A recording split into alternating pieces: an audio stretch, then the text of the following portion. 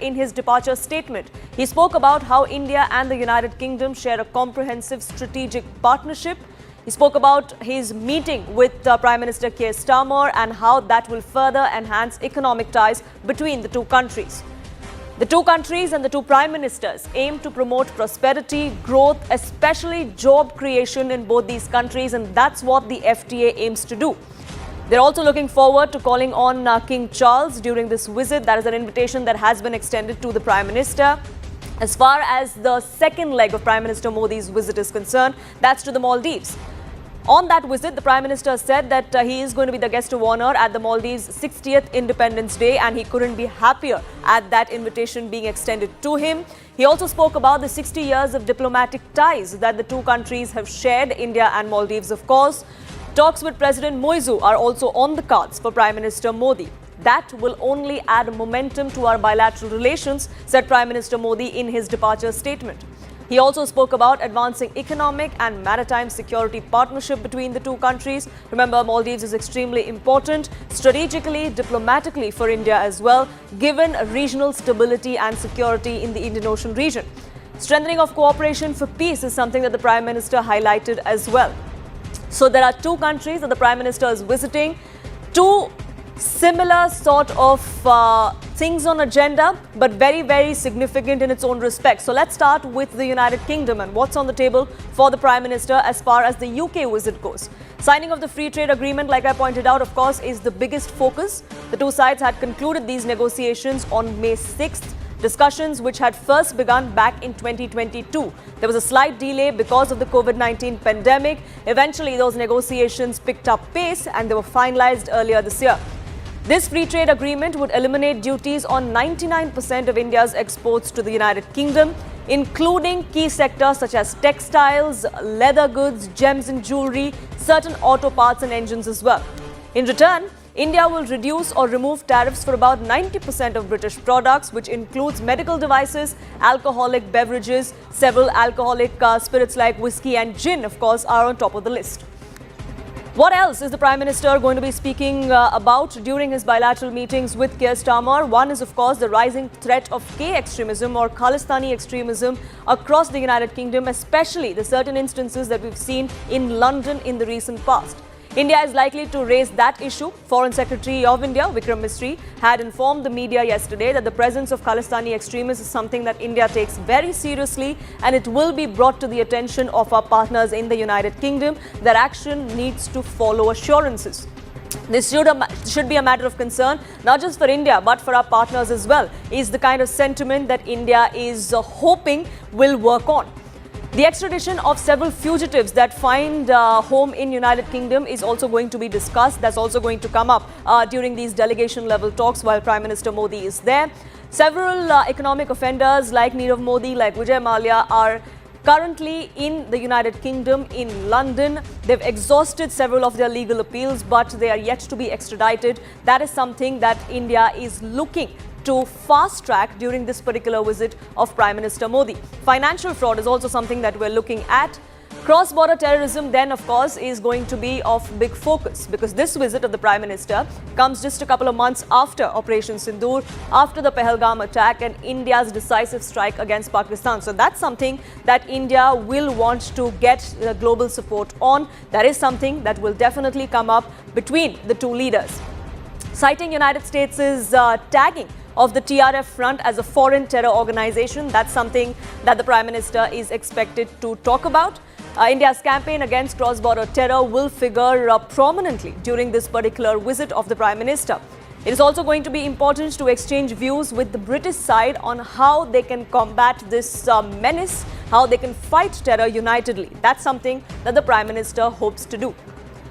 So all in all, it is going to be an action-packed visit for the Prime Minister, the 2 days that he is going to be spending in the United Kingdom. Extradition of fugitives, like I said, is one of the things that India is looking for.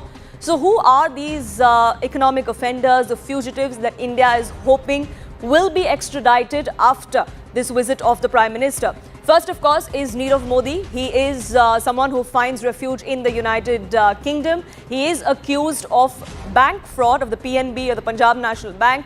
The allegation is that he orchestrated a fraud worth 13,000 crore rupees.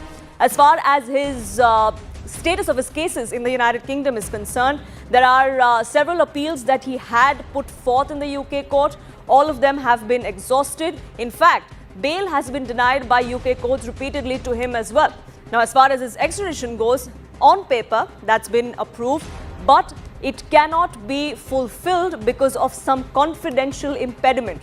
What that impediment is something that perhaps will come up during discussions when Prime Minister Modi is there. The second economic offender that we're looking at and we're hoping to be extradited is Vijay Mallya. The allegation, of course, that he faces is of defaulting of loan of about 9,000 crore rupees. He's too had several appeals in UK courts. His final appeal, in fact, in the UK court was lost back in 2020. That was almost 5 years ago. So why has he not been extradited yet is a question many ask here, back home as well. So while his extradition status has been approved, it has been delayed due to some judicial issues. Can those be smoothed over during this particular visit? Well, New Delhi definitely hopes so. As far as these two extraditions are concerned, the focus is going to be on them. Whether the United Kingdom delivers on extraditing these fugitives, that's something that we will have to watch out for. But like I said, the big focus as far as this first leg of the Prime Minister's visit is the free trade agreement. It's been in the talks for 3 years now. It took 3 years and several rounds of negotiations between the two countries to iron out differences of what would benefit both countries. But India has managed to ensure that we do have the edge. When that signature happens on the dotted line, when that deal is finalized and stamped and approved tomorrow by the Prime Minister during his visit, during his meeting with UK Prime Minister Keir Starmer. So as far as this particular agreement goes, this is what it looked like. This is what the negotiations looked like. Back in Jan 2022, the FTA negotiations had just about begun. December 2023 is when 13 rounds of negotiations were completed. December 2024, the 14th round began, but talks had to be paused because of elections in the United Kingdom. Then this year in February, these negotiations of the free trade agreement resumed once again, and 3 months later in May is when those negotiations were complete. It was successfully concluded and was decided that when Prime Minister Modi is in the United Kingdom, that deal will be finalized, and that's exactly what we are going to be seeing tomorrow when Prime Minister Modi meets with Keir Starmer. In fact, I'm tossing across now to my colleague Anna Narasimhan, who is getting us all the action from the United Kingdom as the focus now shifts there.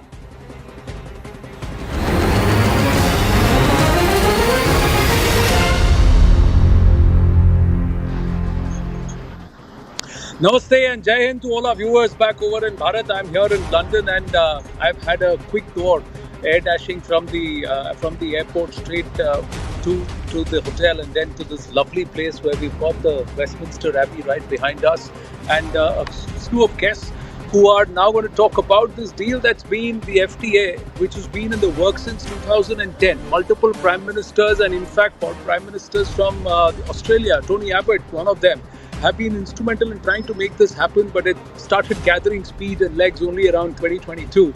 And in 3 years, we are seeing it come to fruition. So Prime Minister Narendra Modi is en route, so he should be coming here, getting here very soon. Interestingly, the FTA and the engagements, the bilateral engagements will happen between 10 and 1, somewhere around that time in the morning of the 24th of July. That's what it could be. And it will all happen at the UK Prime Minister's residence. So the Prime Minister is hosting Prime Minister Narendra Modi, and the bilateral engagements, the FTA, all of that, we are given to understand maybe signed around there only. And then there is the engagement with King Charles.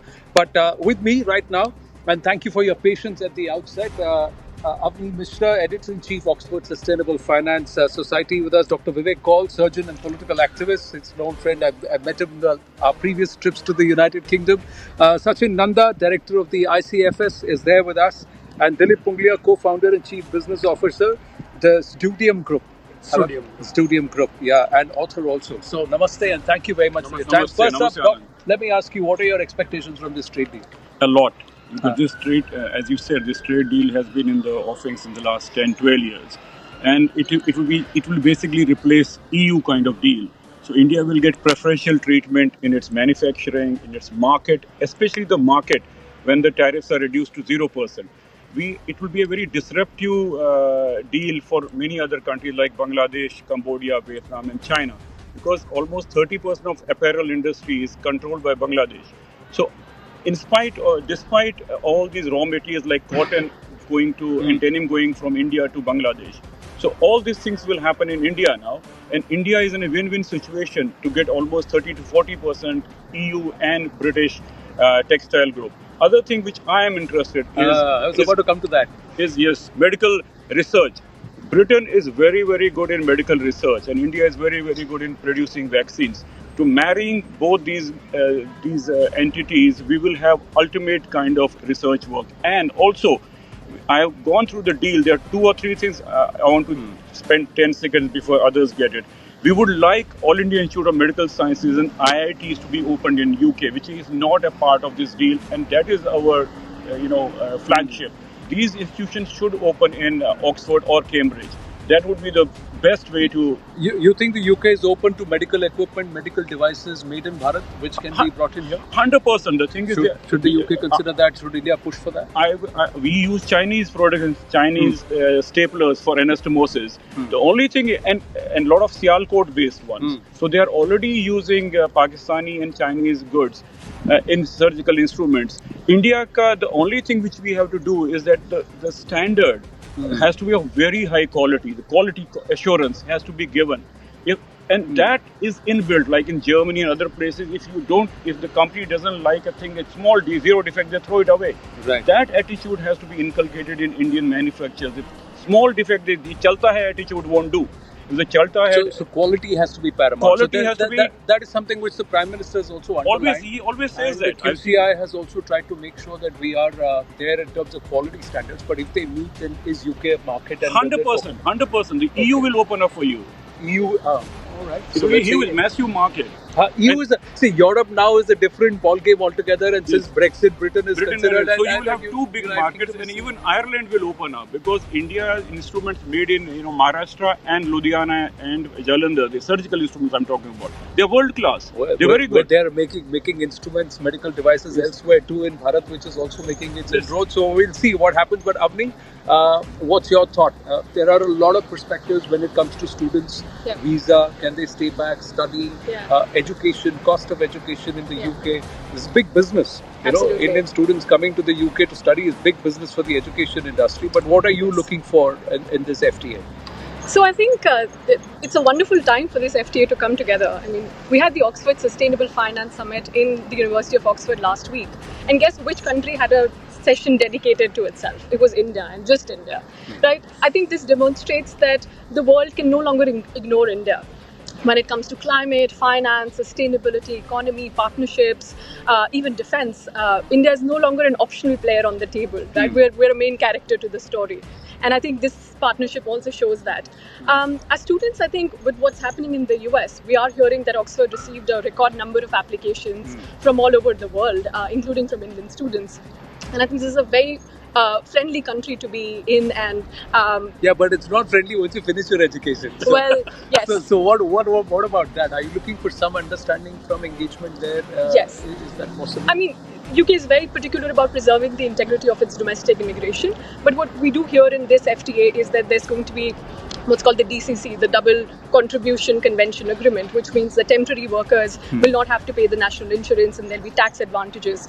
Of course, the exact rubrics of that will be figured out once we get the draft and we see what kind of taxation sort of systems are as part of this. But I think a lot of contentious issues that I see as a lawyer, for instance, UK had been pressing for a reduction in the automobiles taxation. A lot of other countries in the West have also been doing that. So it'll be interesting to see. There's some good news on that front. We are given to understand, sources tell us, that the automotive tax may just drop down by half. So that will come down big time. In fact, somewhere even just about 10 to 20% in some cases. Yes. So the Aston Martins and the Rolls Royce and the Bentleys may just become cheaper in Bharat. So that's possible. You'll get the first one, I so think. that's no, I can't afford one out of this salary. But yes, but that's one. But the other thing many people have been asking is the long-term visa. Do you think that should also be considered?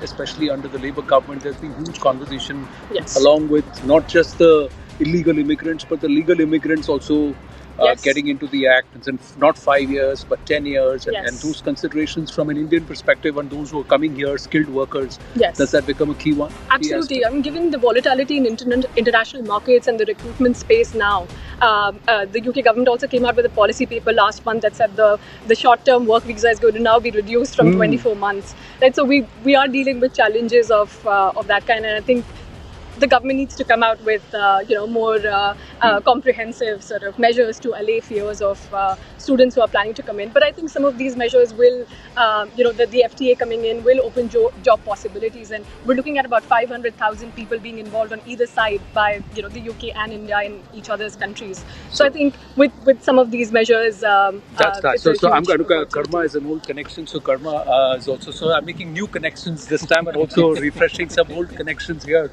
viewers. And it's a short trip. Even the Prime Minister is not here for long. But I think what's going to be signed is going to be monumental. So Sachin and Dilip weigh in on this, and then we'll take the conversation forward. Sure. I mean, just to put it in some context. So at the ICFS, we've been following the FTA for a number of years. A couple of things to put it in perspective. One is UK-India trade currently is at about 36 billion. UK-China is at 100 billion. UK-US is 300 billion. So perspective, number one. Number two is, for India and for UK, this is very, very exciting. And it's, I would say, rather than it being kind of a huge milestone, this is the beginning of a strategic move. So I think the UK has shifted, that the India becomes a genuine alternative partner. So not just a quid pro quo kind of relationship, but actually a partner which de-risks the UK supply chains from China and towards India. Why has it been stuck for so long? UK has seen 6, 7 prime ministers. We've had a steady one, but two prime ministers at least between 2010 to 2025 in India, and about 7 prime ministers and multiple governments. Why has it been stuck so long? I think, when you saw some of the negotiations occur, this is a highly complex deal. And this has never happened between the UK and India. And we're talking about, not just trade complexity, but political complexities, right? So it's the political animal that slowed down a lot of this on both sides. And there are still some red lines that both sides haven't crossed yet. But this is the beginning of a strategic move. And what I can tell you is I think over the next 5 years, as confidence and trust builds between both trading partners, and really a lot of emphasis has to fall on the entrepreneurial community in the UK and India. They will now have the opportunity to take advantage of this. Now, if that goes well, I suspect, and I would, if I was a betting man, I would say that over the next 3-4 years, you're going to see more and more and more liberalization between the two. So actually, this is the beginning of something. Is the TSI working? They signed it sometime in 2024 in critical sectors. So is the partnership there a year down the line? Is it working? Again, there's progress, right? And I think there's still some way to go on that. But these things won't move on a sixpence. It will take 18 months, 24 months before anything really matures, right? But I think the direction is right. I think it's a strategic move for both countries. And as a center that focuses on US, UK, India, I can tell you, strategically, this is a big shift for the UK and for India. So it's very exciting. So India, will it be labor intensive for India, for Bharat, as you say? It will be. It will be. And the focus of the labor should be more techno-oriented. With this deal, my focus was always on technology. I moved here in London because of the research and innovation happening here around, and I was more oriented towards research. Had you been in India, you'd have paid less taxes. Well, that's true. But there is a smartness in that, but I'll talk offline about it. Okay. But with this trade, means I was focusing and working in India, how we can push innovation and research in India rather than just services on the technology, which is exported from India to the globe. But India should become a hub for research and innovation, and that should start at the education level. And with this particular deal, I'm looking forward that the way this deal is nurtured, it has an element of a research and innovation and IP protection part of it. And looking forward for that, I own my own company here, and we have a lot of IPs in AI and technologies, which we want to now nurture further in India. But because of this fear of losing the IP and everything, now with this trade agreement, I'm looking forward for it. And there could be a paramount shift in India in terms of research. To change that mindset, this deal could help.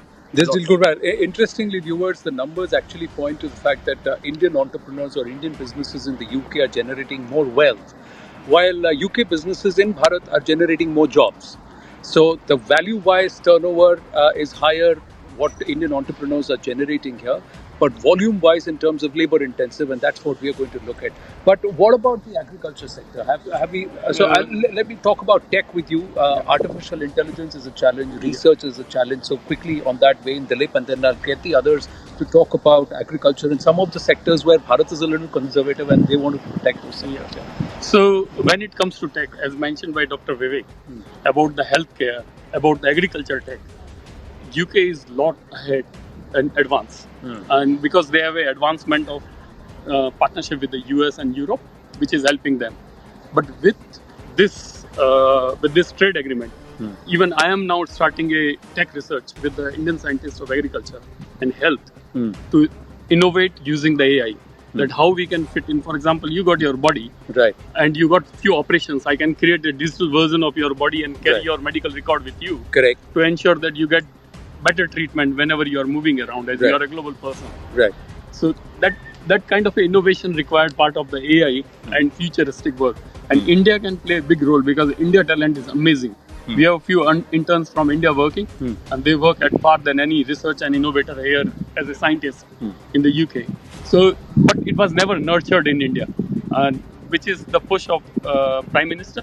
Okay. And so we are getting that motive from UK to India now to create talent pool on research. But in terms of policy, let me ask you: the current Carney-led or Keir Starmer-led government, Sir Starmer-led government, are they encouraging creation of wealth? Because there are many who believe that a lot of British are running out of getting out of the UK because of the taxes, because of the fact that the rich should be charged more, etc. So, Yeah, look, I think as an observer of this and somebody that sort of comments on, and we're a free markets think tank, I think some of it's overplayed. I think some of it's overstated. Okay. It is happening, and there has been a little bit of a dampening of that. But I don't think it's as acute as sometimes it's portrayed. Number one, and as entrepreneurs, I've just told you that there is a real reason why you want to be in the UK, in the City of London. The City of London is still the financial capital of the world, right? It still is the hub. So in that sense, it's important. In terms of the agriculture point you made earlier, one of the things is I think India is conservative, and there is a lot of reform that I think India is going to have to do in order to attract real international finance and capital into that space. And there's a lot of modernization that's required, obviously, for a country size of India.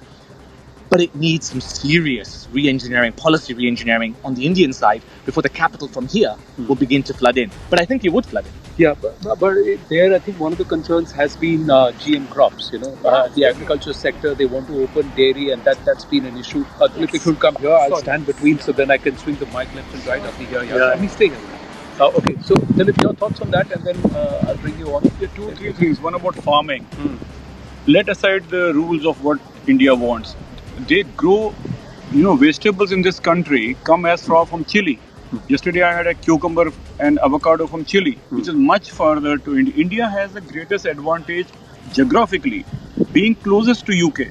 Imagine Bangladesh, Shanghai, Cambodia, Vietnam coffee coming from so far. So the freight is nothing. If Maharashtra and Gujarat are developed, a new port is coming in Maharashtra. Yeah, Vadavan port. Vadavan. An airport is coming. So we have to get our vegetables and crops in this country. In this country, you'll be surprised to know 90% of mangoes come from Pakistan. Indian mangoes are much better. Even Pakistanis, I fight with them and they agree, yes, your Alfonso and your Kesar are much better than their Sindhri. Sindhri is like I won't even feed my animal with it. So Indian mangoes, Indian vegetables have to come from places. Our bureaucrats, they go on a big print. They don't see रोज आटे चने का जो daily है ना आटे वो सोचते नहीं है. They think about the big ये process वो process. अरे खाना पीने के लिए apparel, खाना रोटी कपड़ा और मकान. These 3 things are very good in India. Raw material is the best in India. Sabzi, khana, rice, wheat. Britain will be one of the best markets we have, then EU will follow. So our bureaucrats have to keep people like Satish ji and the local Indians in the committee to tell them these things, because it's... So I think, but there, I think probably you can also weigh in. One of the things is it's a quid pro quo, in the sense that if you're letting agriculture produce from India into the UK, then you have to allow GM crops. So there'll be then there'll be dairy. There'll be a push from there. UK has also said that you have to allow our crops or our produce here. Can India actually work that out? Can they do it? UK doesn't hardly grow anything. UK grows on nothing. I think what UK grows hardly anything, onions or something. If you go to a supermarket today with me, it's all everything imported. is Spain, it's all Chile. They don't grow anything. So they don't grow it. So that's an opportunity. Opportunity. So unlike with the US, this is an opportunity. Huge opportunity. We get chilies from Kenya, and useless chilies. India is so tasty. Spinach, everything should come from India. It's a huge win-win situation. Okay. So another legal contentious issue is, the aspect of sanitary and phytosanitary measures. The EU and the UK have standards of a different kind when it comes to, these global standards on plant and animal health. And sometimes Indian producers find it hard to make their products meet those certification standards, even though they may be following that in practice. But to have those kind of regulatory agencies and appropriate authorizing bodies in India. And I think the second issue is to have consistent, supply chain management and, a frozen chain that works in a way that produced from India can then be stored and then transported to the UK without freight charges. And we do see partnerships of this kind, such as the technology and security initiative, which is working on. But are these standards so hard to meet? If the government incentivizes it back in India, is it possible that you can create segments, sectors, and perhaps district areas, and where specifically farmers are trained, they are encouraged, they are financed to try and grow produce catering to the The government of India deserves some credit on this front, because they've already started to do that. There are infrastructural guarantee schemes which have certification standards, and there are self-help village groups which have now been given extra power to sort of self-certify the origin and the standards and the quality. Right. And we should also sort of recognize that the geographical indicators in India have also been subject to so much global litigation in the US with basmati and turmeric and all of this cultural appropriation that happens. So I think it needs to be looked at more holistically, and for the Indian government to sort of step in and help farmers more than what they're currently doing. Dilip was saying something. Yeah, so in the agriculture produce, I'm currently working with Maharashtra government. And what we are planning to do is we want to bring that standard of international standard, European standard, to the India. The biggest problem is pesticides and the water, how much we give it, the standardization of the produce, agriculture produce, which is part of this particular trade deal. And using the technology, we want to do that research so that the produce anything in the Maharashtra or anywhere in the India, which is like mentioned by Dr. Saab about mango. There is the biggest problem is the urea contaminations. If that can be controlled, and the standard can be, the international standard can be produced of agriculture, then it can be accepted. How big is this gap? How difficult or how impossible is it? It's not impossible at all. There are people who are already working on the ground. There are many scientists in India working on ground, like ICRA body or MCAR or body state levels. They are working towards that how we can produce international level. Correct. And I met few of the scientists in India, and they have a huge vision that how we can produce much better product. Forget about UK market, but for local market as well. So which is health beneficial, more nutrient oriented. So that's the gap. Just a more health beneficial and nutrient based. If we produce, we can have a good market from UK. Okay, so the final round of conversations here, because we're live, and then once the FTA happens tomorrow, signing, we get the details, we'll get back and then get you back on. So one highlight that you are looking for. And the other thing is, are Indians welcome in the UK to do business and to live? Is it friendly? Oh, yeah. They're always welcome. I've been here in this country since 1996. No one ever called me a Paki till now. They're very welcome. They know within seconds who is a very good citizen, who is a very bad citizen. Indians have a very high reputation in this country, whether it be legal profession, medicine, anything, or even business, finance, IT. IT is our bread and butter. So Indians have a very high standard. That is why they are doing a deal. They are not doing a deal with Pakistan or anybody else. They know where Indians stand. And we speak their language. That is a great advantage which we have over Chinese and Japanese. They can't master it. We have mastered it since our lower KG. Right. So we have a huge advantage. What I would like Modi ji to do is they should make our professional qualification bilaterally equivalent and agreed, because in 2004, when a lot of Eastern European countries joined EU, their degrees, professional degrees, were already recognized in 2001. They just walked in. So that is what India should. We need bureaucrats who do the dealing on the table to have that much. They should be thinking on their feet. They should keep, Satish or even me as an observer. I can tell them what to speak, tuck, tuck, tuck, tuck. Because, English, there's a way to deal with them. They, they size you up within milliseconds. They ruled the world, 2/3 of the world, not because they were idiots. They were very clever. So they know the person in front of them, what you have to demand.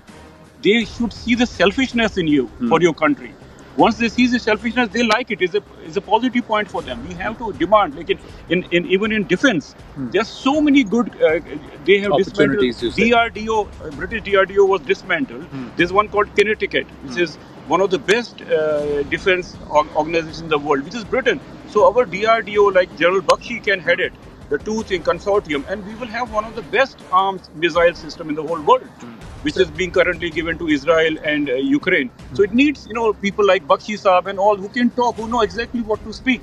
It doesn't need bureaucrat trained in the Shastri in Nainital.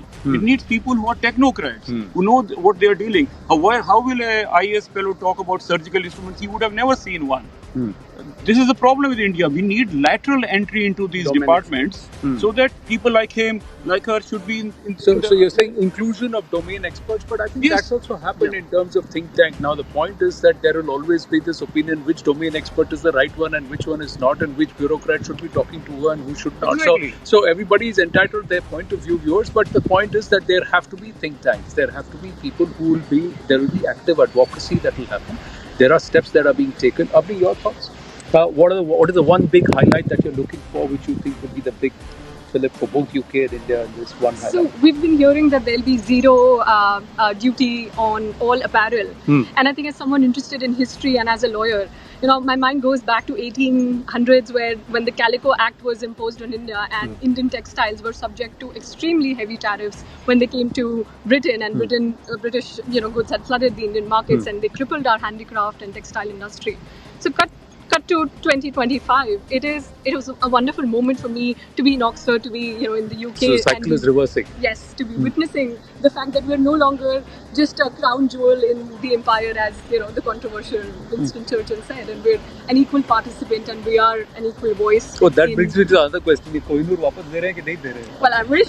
Chori karna padega. I wish we could do something about it, and we have.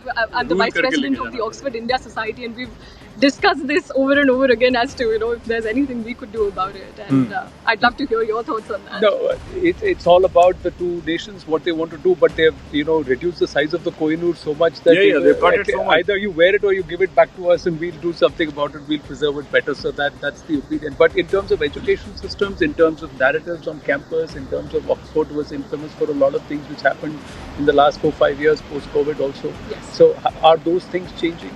The influence of certain ideologies, ideas, narratives. Is there an active engagement from the Indian government also on that front? Maybe the Indian government hasn't really engaged as much, but the student community at Oxford is extremely vibrant. And as part of the Oxford India Society, there are people from all factions representing the left, the right, the centre. Everyone's given an equal voice. We did face some tension in relationships, especially around the time of May when the missiles were being exchanged from either side. I think the narrative in the media, especially Western media, needs to change, because what we were seeing is a completely different narrative from what the Indian government was saying. And as Indian students, we were at the front of sort of receiving bullets from people from other countries as well as to what the Indian government was doing. And the other side of the border also had people united who were, sort of talking about, the bombings that had happened. So we did feel that there was some slight, tension in the air. But after that was over, we've realized that the situation is back to normalcy now, and Oxford continues to remain a very vibrant, welcoming place for but it continues to charge 4 times the fees to students who are expats and who are not British citizens. So that is something which we should work on, right? If we need more minds here. But your thoughts? One big thing that you're looking for in this? I'm looking to develop a big research and innovation industry in India that will help healthcare, agriculture, any domain you name it, it will be there on the table. Right. And that's the biggest thought I have that India should be leading forefront and become a leader in AI. So what Today, is the one China big is thing leading. that perhaps Bharat can give so that this happens? Because it's a give and take, it's a treaty, right?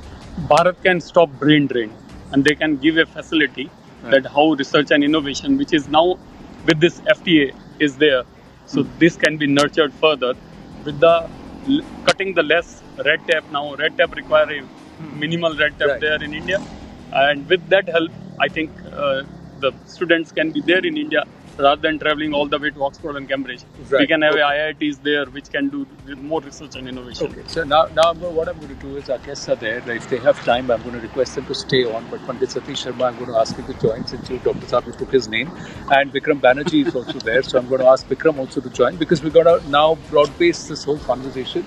And whoever is willing to speak on it, most welcome. If you believe no comments, please say no comments. It's about what's happening in and around us in terms of life and living. So there is also about this whole facet about narrative setting. We have also seen, viewers, that there is a thought continuum of people who believe that it's our way or the highway, and those who are not part of our way either need to be neutralized or they need to be brought on board. UK saw this whole story about grooming gangs. UK also saw this entire narrative where Hindu messiah was being pushed around on the garbs of Hindu phobia. And then there was also this whole aspect of whenever you call out somebody who's wrong, you're deemed Islamophobic. Now, is London worth living? Because some of the top billionaires in the country today have said that this entire illegal immigration, this entire opening of borders and these policies have made London not worth living. So let's ask Londoners what their thoughts are, where they stand. And given what's happening back in Bharat with Hangur and this entire conversion gang that is opening up, and similar modus operandi like a PFI, like grooming gangs, to try and groom young women who are non-Muslim, then convert them and then radicalize the neo-converts. Now, how much of that is a threat to society, and is this rampant in the UK? Pandit Satish Sharma ji. Extraordinary questions, Anandji.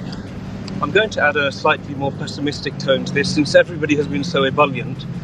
A nation is a little bit like a ship, isn't it? And we're all on that same ship. And listening to everyone's enthusiasm and entrepreneurial spirit and this talk of the FTA, it reminded me that if there'd been Indians on the Titanic, we would have been doing the same thing. We have this positive mental attitude. We want to be on the best tables. We're working hard. We want the ship to get to its destination. But there are also some people whose job is to stand way up and to have a look as far as we possibly can in the distance. And Bharat has got such a long-term perspective. When you talk about sustainability in any sector, civilizationally, we are probably the subject matter experts for sustainable civilization. And it's about time we took the role of authority and power and say this is the way to do it, as opposed to looking for a win-win cooperative situation which has become almost systemic in our thinking. So I'm going to take the position of the poor chap who was stood on the crow's nest looking out at the Titanic, the journey. Yeah. Watching the horizon. By the way, that poor chap committed suicide because he had been denied a pair of binoculars. And he couldn't bear the thought that if he'd had binoculars, he could have saved that ship. So I'm looking with my binoculars. We're standing outside the Houses of Parliament, and a decision was made here, 1st of January 1801, where the common people in this country said, we want a hand in the laws that we are going to be governed by. They said no to theocracy. We don't want God-given laws. We don't want a monarchy giving us laws and imposing them upon us. But here, today, in this particular place, we have a government which is morally illegitimate. It lied in order to win the election, and now it is fundamentally changing the very fabric of this country, which is why the majority of those people who have a long vision, they're saying, we can't be a part of this, we see an iceberg ahead. This notion that a Labour government would introduce a theocratic piece of legislation renders every activity in this building redundant. Their sole purpose is to gather as representatives of the people, the best amongst the people of this country, to come here and use their wisdom for the benefit of the people of this country. Non-sectarian legislation. Yeah. And yet they're on the verge of passing a totally sectarian piece of legislation which intrinsically separates and creates others on the basis of religion. This government is probably the least equipped, the least enlightened, the least sophisticated gathering of thinkers, and yet they have seized so much power and assumed the legitimacy. So whilst we're talking of the Bharat and Britain relationship, I would really urge the Bharatiya legislators to have a look at the human rights record of this country. Without Britain's support for Pakistan, Bharat would not have been suffering for such a long period of time. Those who study these things, they recognize that Pakistan is actually the classic garrison state. You know, Churchill's words, keep a bit It of exists India by for me. virtue of its geographical position. It's because it's strategically placed at a place where the world's biggest hegemonistic powers at all points want a finger in the pie there or want presence down there. I heard somebody use a very impolite term to describe Pakistan, but I would prefer to describe it as a shoulder, which is available for anybody who wants to take a pot shot at Bharat. And Britain has been the person sitting on that shoulder for such a long period of time. And so there is a conversation to be had about Britain's role. Perhaps if people are aware that Britain has been involved in at least 43 regime change operations, all of which fundamentally deny the principle of sovereignty, isn't that a conversation that the largest democracy in the world, with a Prime Minister who has received 3 times the largest democratic mandate in the world, he has surely an authority and a responsibility to look at what's happening. Right now in Bangladesh, the British envoy for trade is turning a blind eye to the massacre and the genocide of Hindus in Bangladesh. And yet Britain has a role in having created that toxic environment. And so I think there should be an undercurrent of a conversation that the United Kingdom could actually take a longer term view. And rather than being an exploitative, extractive psyche, perhaps it's time for them to become a bit more dharmic in their approach and genuinely be collaborative as opposed to adversarial. Well, like you said, if the Labour is getting dharmic or theocratic, it's not in the true sense, but they're getting sectarian and theocratic. So you know where the discourse is actually going. And these are things, sometimes what happens is today the world has realized war and economics go hand in hand. It's not that if I'm at war with you, I won't trade with you and I won't work with you. And if there is some gain or loss, the other things are on a blind spot. Bikram, your thoughts? Firstly, I will talk about FTA. And very briefly, this is the first time we can see that India is coming out of decolonization mindset of Britain. We are becoming partners. So that's a step one. I totally agree with the long-term view that the dharmic perspective to bring in. Because so far, India was seen to be a nation, the Britain ruled and they will have their finger and all these politics of that they did for long. Now it's become partnership, but then India can lead, become truly Dharma Guru, Vishwa Guru in this sense. And that's the mechanism of that, the drivers of that could be the money, the business and trade, but that shift towards the dharmic path would happen. This is the partnership that is happening. Now, the one area that I would like to talk about now is Islamophobia. Bangladesh that I am dealing with, what is happening there is clear evidence that there is hate towards non-believers are there in the book of Quran, some interpretation. And it does not mean that all the Muslims living in the world will carry the burden of it. However, we should not be apologetic and we should not be trying to hide away from the fact and criticize where the extremism exists in the political Islam. What Islamophobia should be protecting in any country is any kind of hate against anybody because of their religion.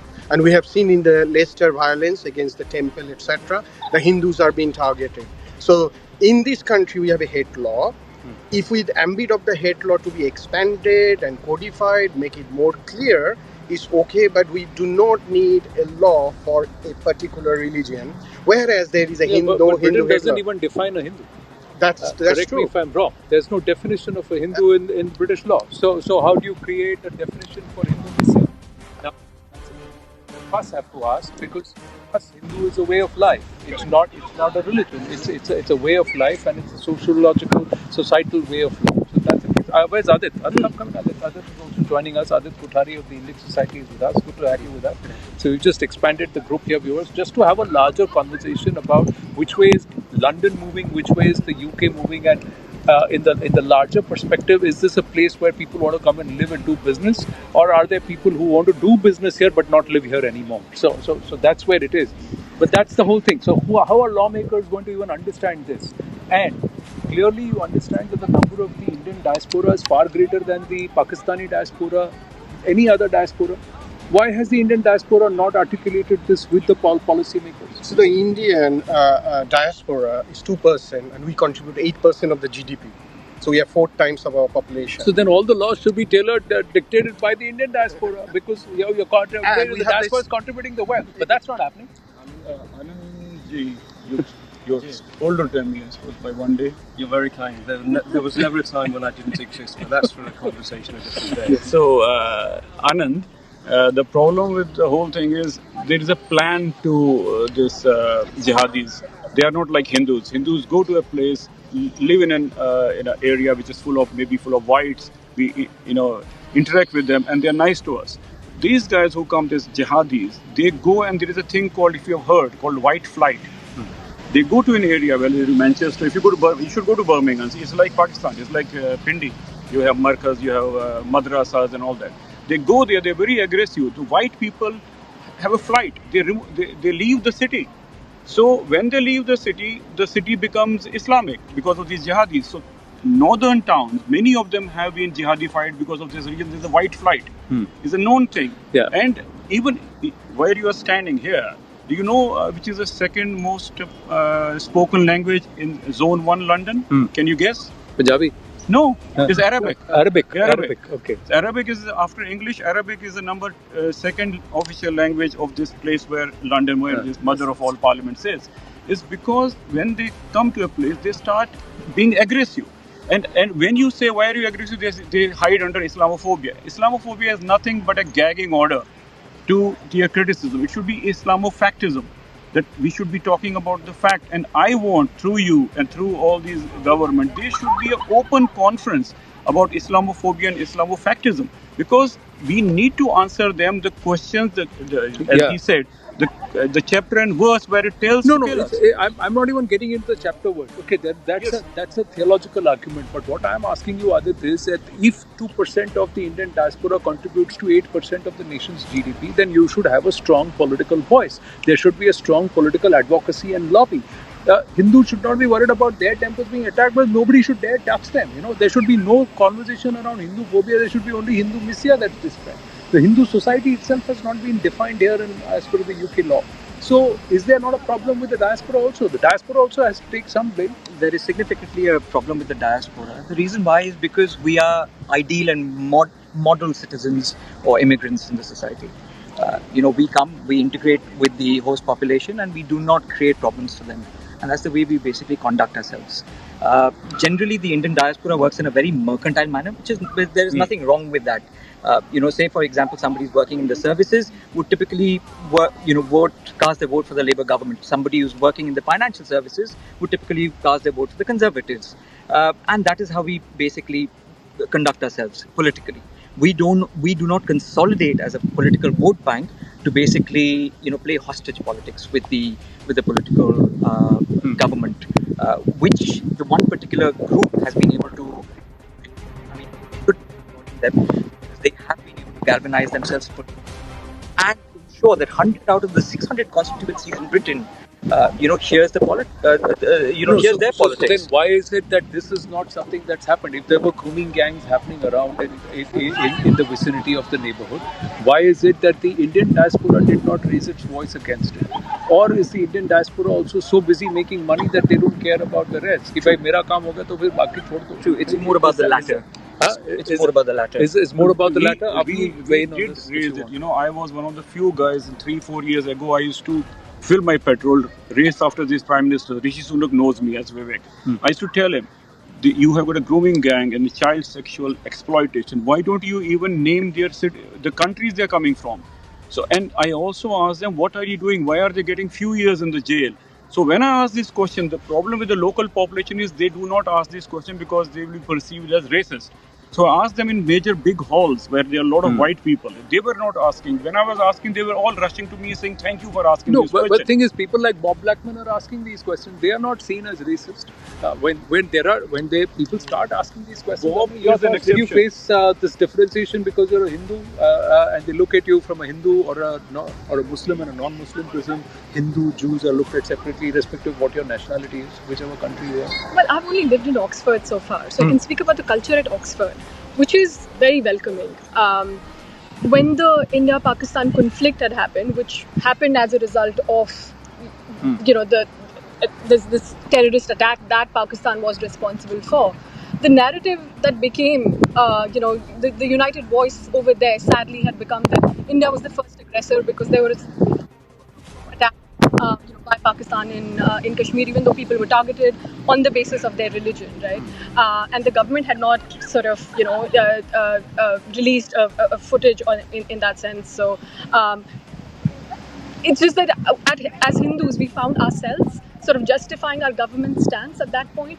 And then there were reports by, Al Jazeera and The Guardian, which in themselves are So the clearly reportage there is is a very group clear. that controls the narrative. Right? Yes. So who controls the narrative on media is also there, and it's evident even on Yes. BBC. Yes. Has somebody ever walked up to you?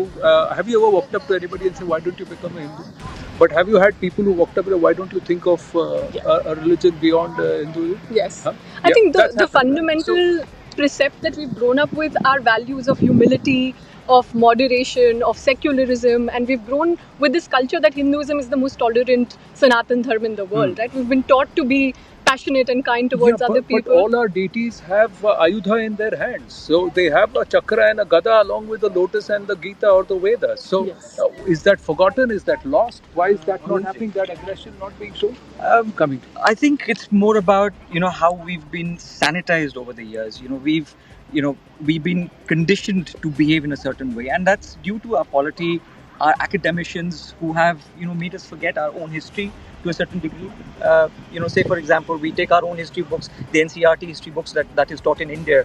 A lot of the history that we are taught is basically telling us that, they became us, as opposed to, the British who came, conquered, and they were basically racist bigots. So that is the kind of differentiation that has been drawn out of the history books. And as a consequence, we've been culturally conditioned to behave in a certain manner. So that's one of the reasons. But other than that, Anandji, if we go beyond that, I think it's more about mercantile interests.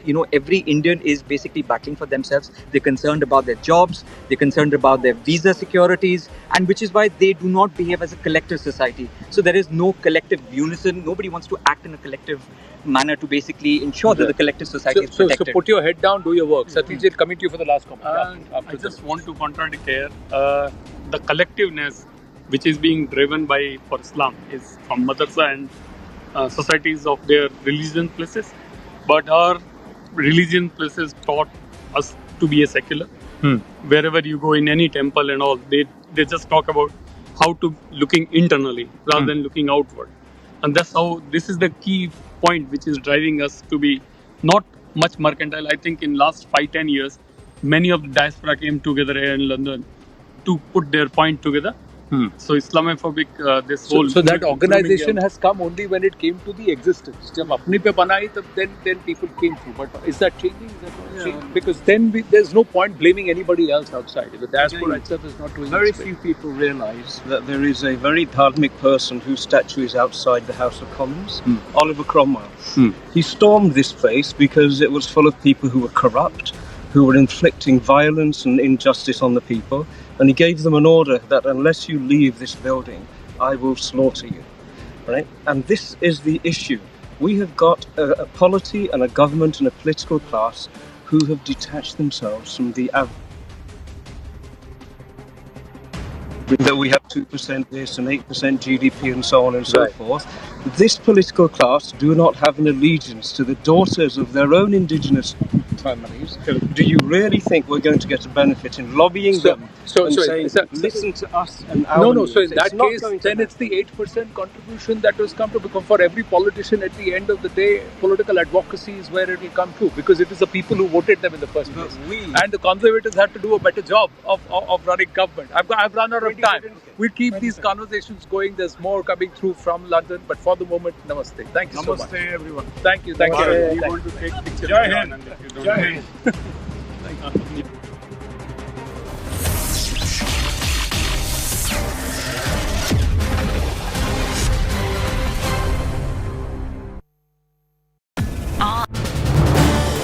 This is News 18 Network.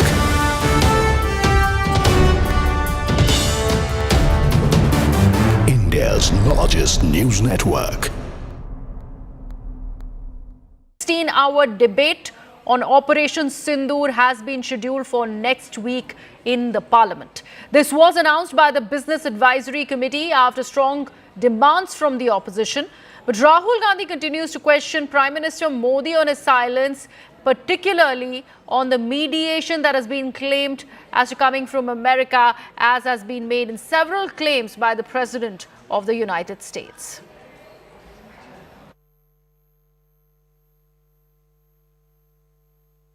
बहुत बड़े problems हैं जो हम discuss करना चाहते हैं. Defence के problems हैं, डिफेंस इंडस्ट्री के प्रॉब्लम्स हैं, ऑपरेशन सिंदूर के प्रॉब्लम्स हैं. हालात अच्छी नहीं है, पूरा देश जानता है. जो अपने आप को देशभक्त कहते हैं वो भग गए. राइट? प्राइम मिनिस्टर एक स्टेटमेंट नहीं दे पा रहे हैं. ट्रंप ने कितनी बार बोला है? 25 बार बोला है. ट्रंप ने 25 बार बोला है कि मैंने सीज फायर करवाया. ट्रंप कौन होता है सीज फायर कराने का? उसका काम थोड़ी है. मगर प्रधानमंत्री ने एक बार जवाब नहीं दिया. सच्चाई है, छुप नहीं सकते. Take this across to my colleague Pallavi. Pallavi, finally a 16-hour discussion that has been announced. This is what is coming out of the BAC. But Rahul Gandhi is steadfast in crying foul. This time he's going after the Prime Minister. He is also talking about the several announcements that have come in on part of US President Donald Trump on having made that attempt to mediate between India and Pakistan. Which way do you see this headed, Pallavi? So during the Operation Synindhur discussion, first in Rajya Sabha on Tuesday for 16 hours and most likely before that in Lok Sabha for around 16 hours itself, I think the focus of the opposition parties will be one.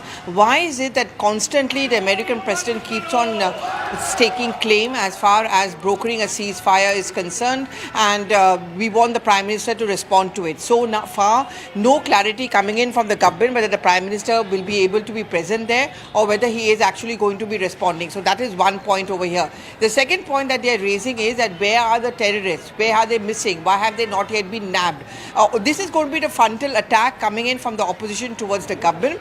The government, of course, has said that it's an ongoing operation. There's a sensitivity matter involved. And it's not the first time really here. Every time the government has made it clear that there is no question of the ceasefire being brokered by America. This is something which Pakistan wanted. We gave it to them. In fact, the DGMO called up pre-lunch. We could not take that call. We spoke to them post-lunch, and that is why we conceded to the demands, but they are on a wait and watch.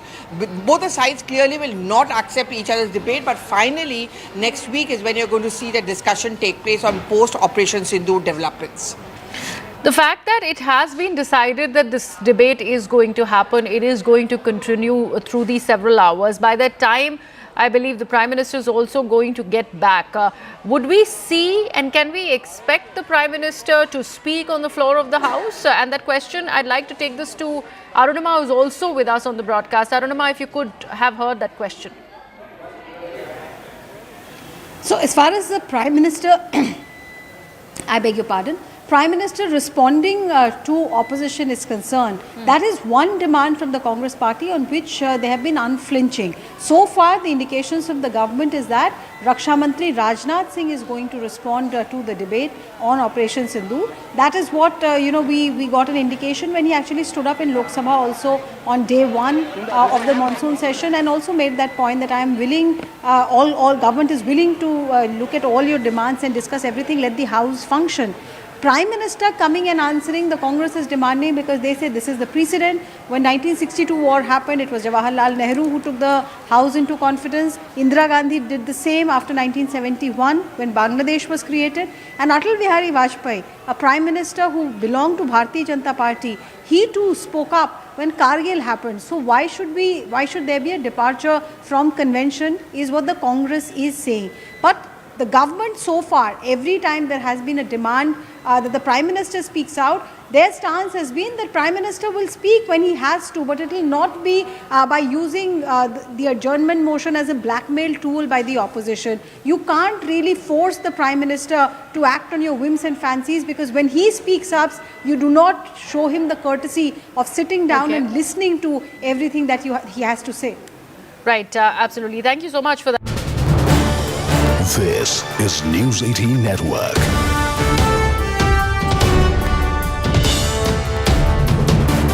India's largest news network.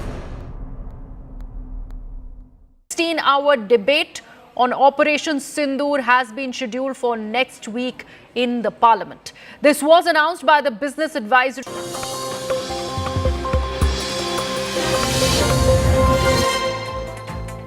Good evening, you're watching Brass Tacks. I'm Zakir Jacob. It's been 3 days of total washout in Parliament's monsoon session.